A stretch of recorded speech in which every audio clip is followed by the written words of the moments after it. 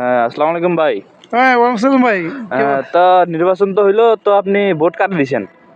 কোন দলে, জামাত নাকি বিএনপি?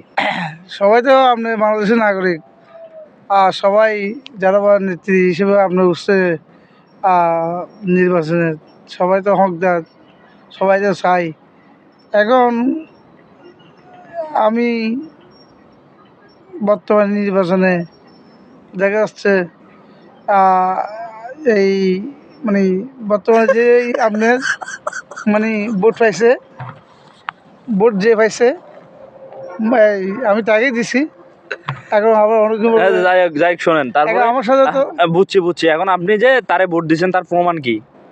পাবো না দিলে আর বাবা, তো ভোট দিছে বিধি তো ও তো ফাঁস হচ্ছে। এখন সরাসরি বললো যে দেখা যাচ্ছে এখন সবার অধিকার বিএনপি জমাত এসে পক্ষ থেকে আরো অন্য অনেক আচ্ছা, ঠিক আছে, ধন্যবাদ, বুঝতে পারছি।